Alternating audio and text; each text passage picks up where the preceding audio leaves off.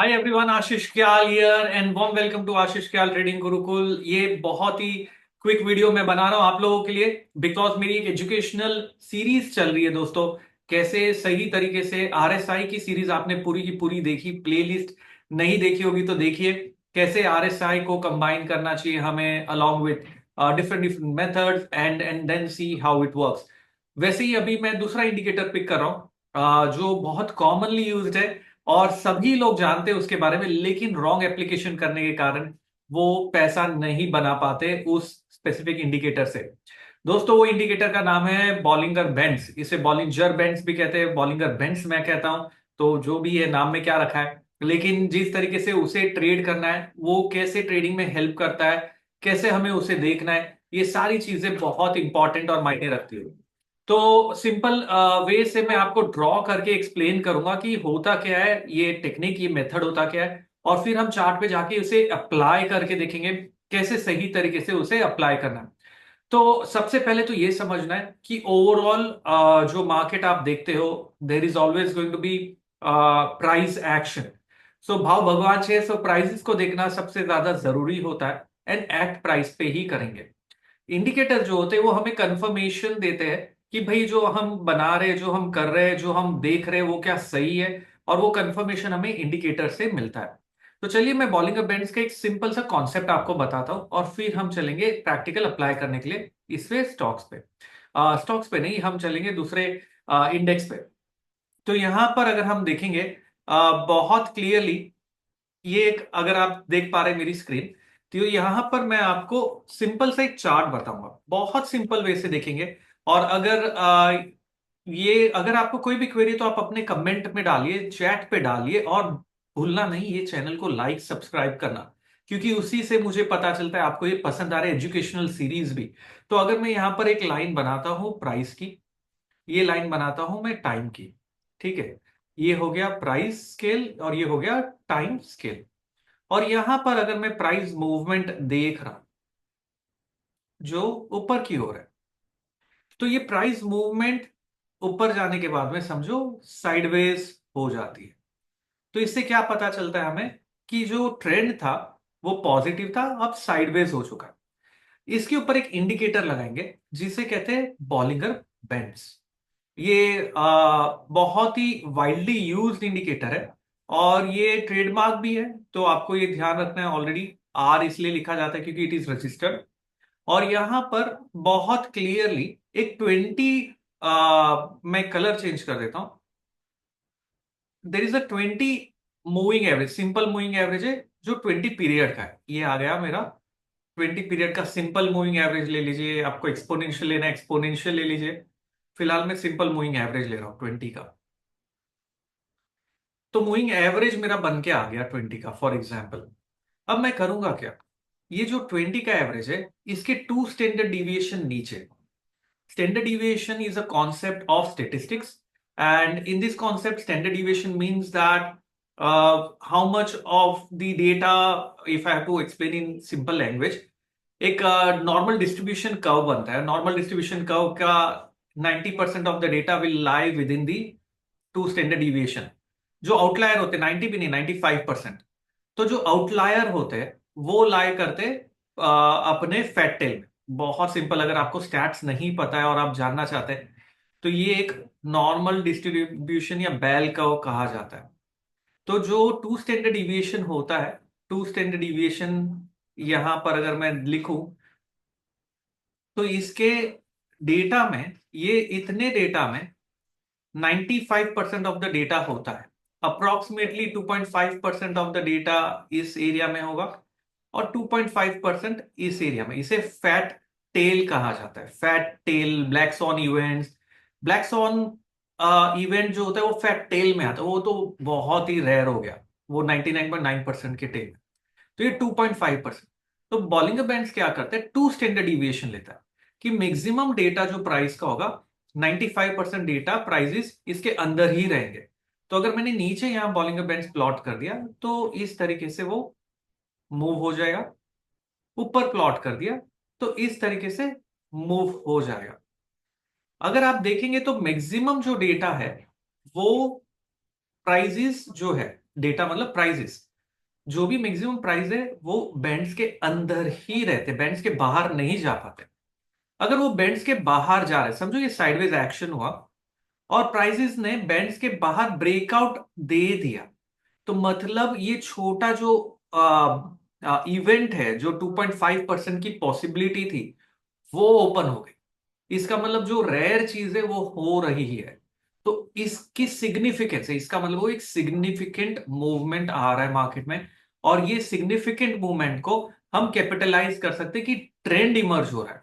तो ये non trending behaviour था, और नॉन ट्रेंडिंग बिहेवियर के बाद में ये ट्रेंड बिहेवियर इमर्ज हो रहा है, और यहां अपॉर्चुनिटी मिलेगी मुझे बाय करने की। लेकिन इसके लिए सबसे ज्यादा जरूरी है, मार्केट हमेशा ट्रेंड में चलता है, फिर नॉन ट्रेंड होता है, फिर ट्रेंड चलता है। जो नॉन ट्रेंडिंग बिहेवियर है ना दोस्तों, वो 70% of the time, so if you look at this market, 70 to 75% of the time markets will be non trending, और even more than that, which means this non trending behaviour पैसा बनाना मुश्किल है, and we need to capitalize when the trend is starting. This is what we are trying to achieve when we apply Bollinger Bands. You can apply it on daily, weekly, hourly, जो भी time frame पे आप apply कर सकते हो। Price action with Bollinger band is important. Trending market में Bollinger band breakout is not significant, क्योंकि ये ब्रेकआउट जैसे ट्रेंड ऑलरेडी चालू है, और ये अगर ब्रेकआउट मिल रहा है, इसका मैं क्या करूं? It's not valuable. Sideways market में Bollinger band breakout is valuable, ये समझना आपको बहुत जरूरी है। तो चलिए, अगर ये थियरी आपको समझ में आई, तो चलते अभी प्रैक्टिकली मैं अप्लाई करता हूं स्टॉक्स चार्ट पे, और मैं अप्लाई करूंगा क्रिप्टो करेंसी बिटकॉइन के ऊपर। बहुत ही शानदार मूवमेंट होता है, रिस्क बहुत होती है बिटकॉइन और क्रिप्टो में। अगर आप ट्रेड करते हैं तो स्टॉप लॉस के साथ काम करना है, रिस्क को समझना है, और कोई भी 100% शॉर्ट शॉर्ट चीजें नहीं है इस दुनिया में, तो वो आपको ध्यान रखना है।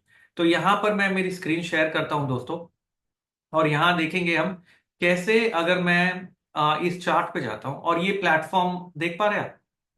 ये प्लेटफॉर्म है डेल्टा एक्सचेंज का। बहुत ही अच्छा प्लेटफॉर्म है, यहाँ पर लिंक नीचे दी गई है।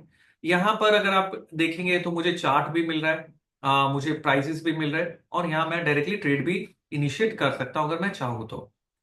यहाँ पर आते हैं और देखते हैं बॉलिंगर बैंड्स का कॉन्सेप्ट जो हमने अप्लाई किया। आपको ध्यान होगा मैंने चार्ट पे दिखाया था कि ट्रेंड जब आ रहा है तो ये ब्रेकआउट सिग्निफिकेंट नहीं है। जब साइडवेज हो जाता है तभी उसकी इंपॉर्टेंस बनती है। और अभी अगर मैं देखो, बिटकॉइन साइडवेज हो चुका है, बिटकॉइन साइडवेज हो चुका है। इसका मतलब अभी नीचे का लेवल बैंड का बहुत इंपॉर्टेंट है, 93,980, मतलब 94,000। मिड का एवरेज सपोर्ट है 1,02,62। ऊपर का जो हर्डल है 1,06,544। ये है डेली टाइम फ्रेम के ऊपर।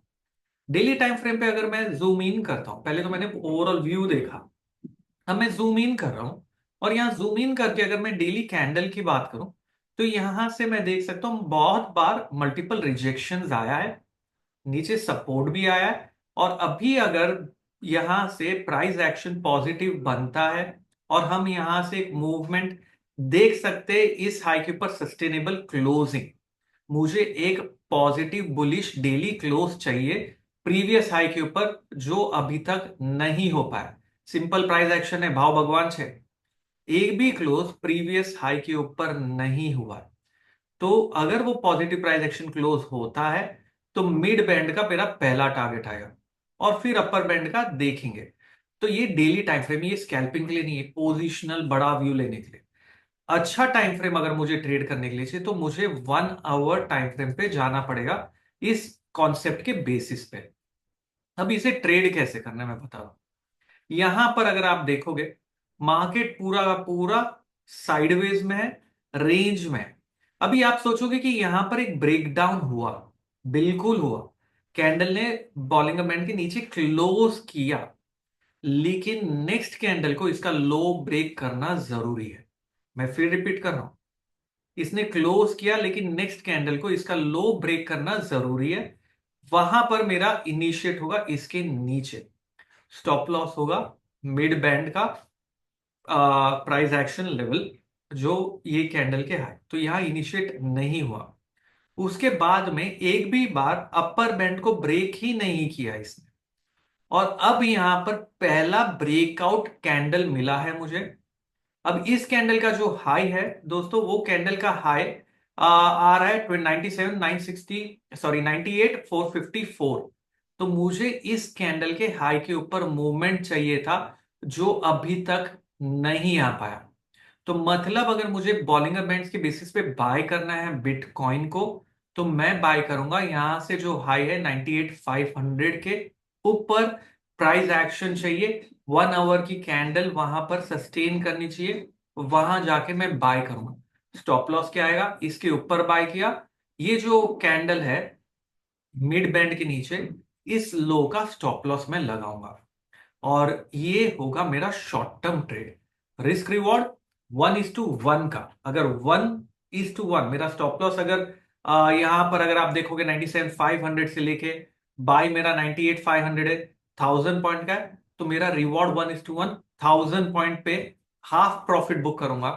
रिमेनिंग प्रॉफिट मैं कैरी करूंगा, ट्रेल करते जाऊंगा 1000 पॉइंट के साथ।